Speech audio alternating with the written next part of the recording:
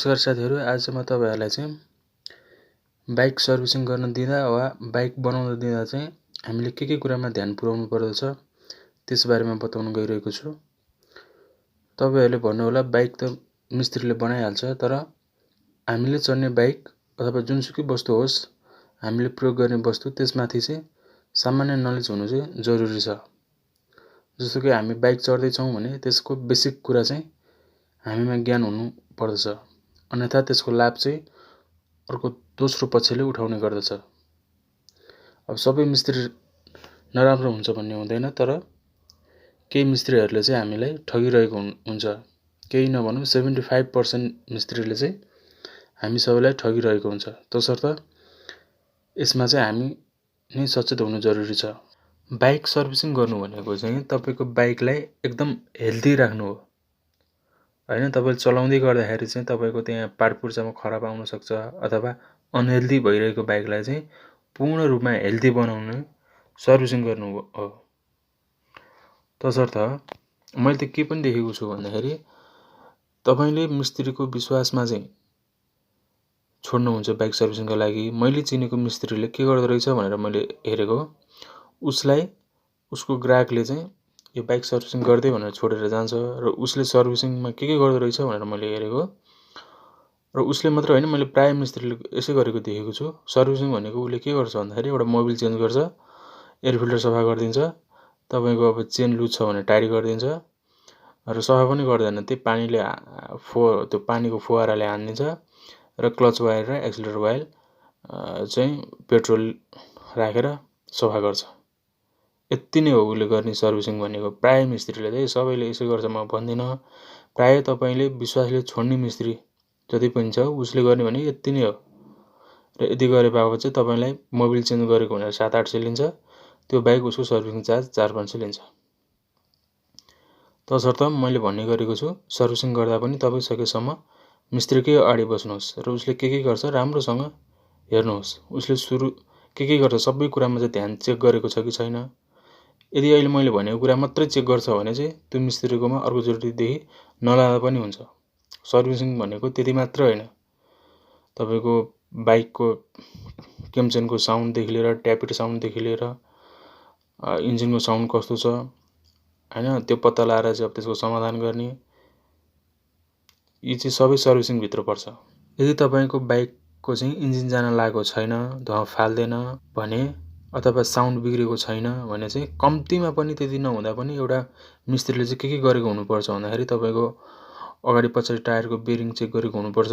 अब तपाईको अगाडि पछाडीको चाहिँ ब्रेक चाहिँ चेक गरेको हुनुपर्छ, अथवा बिग्रेको छ भने ब्रेक सु फेर्ने, डिस्प्याड फेर्ने, डिस्प्लेटको अवस्था कस्तो छ त्यो हेर्ने, मास्टर सिलिन्डरमा चाहिँ ब्रेक ओइल छ कि छैन त्यो चेक गर्ने, क्लच वायर र एक्सिलरेटर वायर सफा गर्ने, अथवा चुडिन लागेको छ भने फेरिदिने, राम्रो कम्पनीको मोबिल राखिदिने, चेन्ज पकेट चेन्ज गर्ने, सफा गर्ने। सुरुदेखि अन्तिमसम्म एक चेक गरेर चाहिँ जुन मिस्त्रीले गर्छ त्यो नै राम्रो मिस्त्री हो। उसैले नै चाहिँ तपाईको बाइकलाई चाहिँ हेल्दी राख्न उसले मद्दत पुर्याउँछ। अन्यथा तपाईको चाँडो मोबिल चेन्ज गरिदिने, एयर फिल्टर सफा गरिदिने, अब चेन टाइट गरिदिने र वास गरिदिने, यतिलाई मात्र चाहिँ सर्भिसिङ भनिदैन। अब तपाईको बाइक चलाउनलाई चल्छ, तर बिग्रेपछि एकैचोटी धेरै खर्च हुने गरी चाहिँ बिग्रिन्छ। अनि त्यतिखेर उसैले तपाईको यति खर्च लाग्छ भनेर भनिदिन्छ। अब तपाईलाई बनाउनै पर्ने हुन्छ, अनि त्यतिखेर तपाईको एक्कासी बिल बढी आउँछ। तसर्थ तपाईको बाइकलाई हेल्दी राख्नका लागि सर्वप्रथम तपाईले सर्भिसिङमै राम्रोसँग ध्यान दिनुपर्छ। तपाईले टाइम टु टाइम सर्भिसिङ गरेर मात्र भएन कि राम्रोसँग सर्भिसिङ गर्ने मिस्त्रीलाई चाहिँ लानु पर्यो। र त्यस्तै अर्को मैले भन्न गइरहेको भनेको चाहिँ बाइक बनाउँदा दिँदा चाहिँ हामीले ध्यान दिनुपर्ने कुराहरु। कहिले पनि तपाईले एकदम विश्वासिलो मिस्त्री भए पनि उसको जिम्मामा बाइक बनाउन नदिनु होला। यानी कि तपाई खुद त्यो बाइक बनाउँदा चाहिँ तपाईले हेरेर बस्नु होला। र अर्को कुरा मेन कुरा भनेको के भन्दाखेरि जहिले पनि बाइक बनाउँदाखेरि सामान तपाई आफै खुद किन्नु होला र उसलाई ज्याला मात्र दिनु होला। र त्यो बाइक बनाउँदा तपाई आफै अगाडि बसेर बनाउन लाउनु होला। यसो गर्नुभयो भने चाहिँ आर्थिक भार पर्न जाँदैन। त्यो कसरी हो भनेदेखि हामी तपाईको मिस्त्रीले के गर्छ भन्दाखेरि तपाईको 500 ज्याला छ भने र त्यो ज्यालामा घटाउँछ 400 ज्याला छ भनेर हामीलाई सस्तो गरिदियो जस्तो लाग्छ, तर उसले 500 जाने सामानलाई चाहिँ 1000 भनेर त्यताबाट उठाइरहेको हुन्छ। त्यहाँ ठगिरहेको चाहिँ हामीले पत्ता पाइरहेको हुँदैनौँ। जस्तै इक्जाम्पलको लागि एउटा नर्मल्ली मेल फिमेल क्लच पेडको चाहिँ तपाईँको बाहिरको सोरुम बाहिरको हाल्नुहुन्छ भने 1200 देखि 1500 मा पाइन्छ। तर उसले यो एकदम राम्रो चल्छ भनेर चाहिँ तपाईँलाई 2000-2500 सम्म लिएर ज्यालासहित गरेर 2500-3000 मा हालिदिन्छु भन्छ। तर उसको खर्च हुन्छ कति भन्दाखेरि उसको ज्यालासहित गर्दाखेरि पनि खर्च हुन्छ 1500 देखि 1700 को बिचमा आउँछ। तसर्थ तपाईँ सोरुमको हाल्न चाहनुहुन्छ अथवा बाहिर लोकलको हाल्न चाहनुहुन्छ त्यो त तपाईँको चोइसको कुरा हो। जुनसुकै कम्पनीको पार्ट्स युज गरे तापनि तपाईँले आफै खुद किन्नु होला र मिस्त्रीले ज्याला दिनु होला। बरु उसको ज्याला 500 छ भने 400 दिनु होला। अब हाफ इन्जिन बनाएको 1500 छ भने 1700 देखि 2000 सम्म दिनु होला। त्यसमा त्यो बढी दिएर तपाईँलाई कुनै पनि घाटा लाग्दैन। तपाईँले उसलाई दिने ज्यालामा चाहिँ कन्जुसाइ नगर्नु होला। तर तपाईँले ध्यान दिनुपर्ने कुरा चाहिँ के भन्दाखेरि सामानमा उसलाई मेरो बाइकमा के प्रब्लम देखेको छ र त्यो प्रब्लम समाधान गर्नको लागि चाहिँ के सामानहरू चाहिन्छ त्यो चाहिँ एउटा नोट कपीमा लेख्दै भन्नु अथवा तपाईँले टिप्नुस् र त्यो सामानहरू चाहिँ पार्ट्स पसलमा गएर किन्नुस्। अथवा तपाईँ सोरुमकै हाल्न चाहनुहुन्छ भने सोरुममा गएर किन्नुस् अथवा बाहिरको हाल्न चाहनुहुन्छ भने बाहिर गएर किन्नुस्। त्यो सजिलै जहाँ पनि पाइन्छ।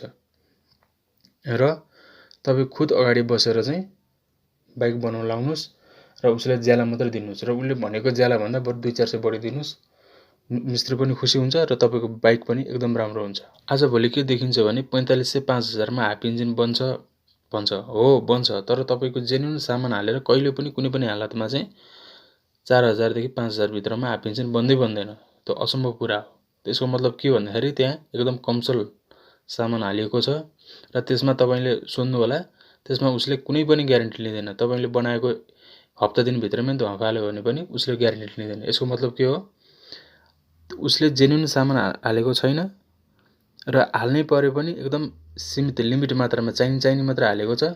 अरु सब पुरा चेन्ज गरेको हुँदैन उसले चाहिँ।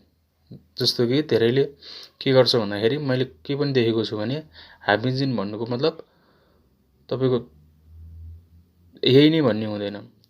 अब तपाईको पिस्टन देखि लिएर रिङ पिस्टन भेल आइल सिल केम चेन एडजस्टर अथवा तपाईको अब पिकअप घटेको छ भने क्लच पेड मेल फिमेल अब भित्रका बेरिङहरु के गएको छ यी सबलाई चाहिँ हाफ इन्जिन भन्छ हैन। तर उसले चाहिँ तपाईको के मात्रै गरिन्छ धुवा रोक्ने काम मात्रै गरिन्छ। धुवा नै रोक्नको लागि त तपाईको एउटा पिस्टन नयाँ हाल्दियो भने पिस्टन र रिङ नयाँ हाल्दियो भने धुवा केही समयको लागि अथवा केही महिनाको लागि रोकिन्छ र उसले त्यसमा ग्यारेन्टी लिँदैन र तपाईलाई चाहिँ ग्यारेन्टी भन्दा पनि सस्तो चाहिएको छ।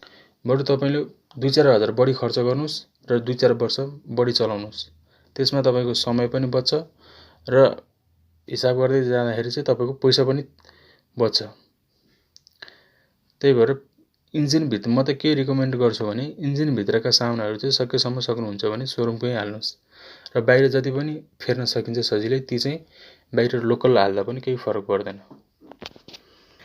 यसरी तपाईले चाहिँ बाइक सर्भिसिङ गर्न दिँदा होस् अथवा बाइक बनाउन दिँदाखेरि चाहिँ यसरी यति कुरामा चाहिँ ध्यान दिनु भयो भने अब सर्टकटमा भन्नु पर्दाखेरि बाइक सर्भिसिङ गर्दाखेरि पनि तपाई सकेसम्म मिस्त्रीको अगाडि बस्नुहोस् र बाइक बनाउन दिँदा पनि मिस्त्रीको अगाडि बस्नुहोस् र बाइकमा फेरिने जति पनि सामानहरु छन् ती चाहिँ आफै लिएर आउनुहोस्।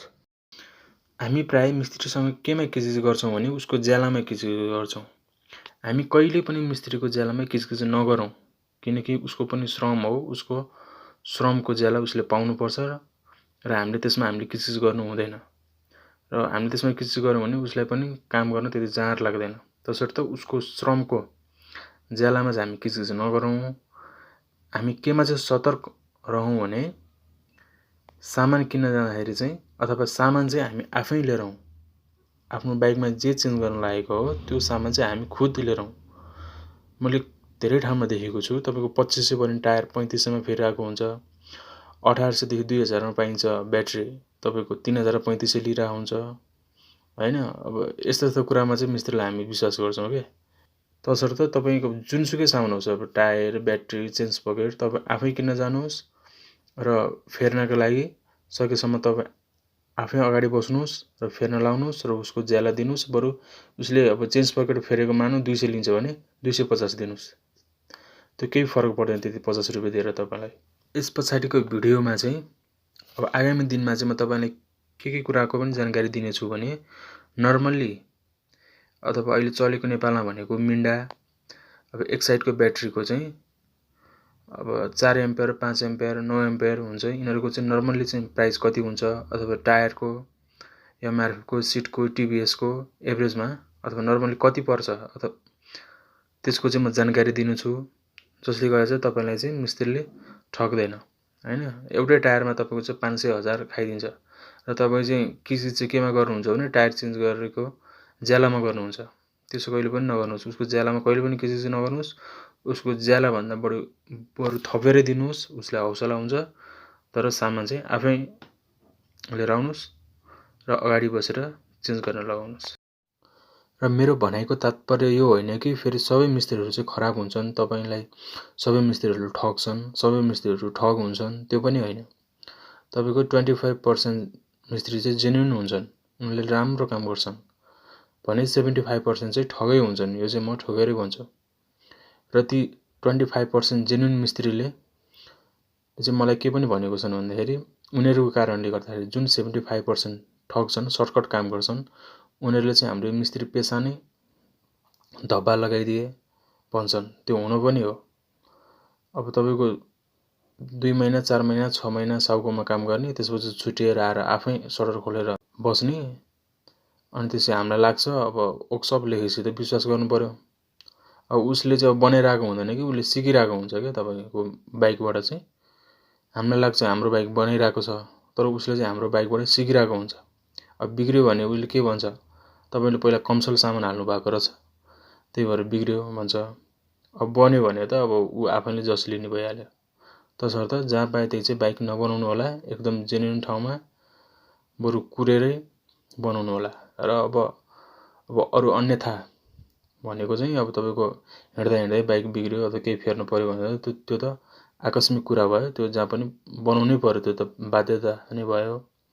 त्यो बाइक होइन, टाइम लिएर नै बनाउने बाइक छ भने चाहिँ त्यो चाहिँ तपाईँले एकदम जेन्युन मिस्त्री कहाँ लगेर मात्रै बनाउनु होला।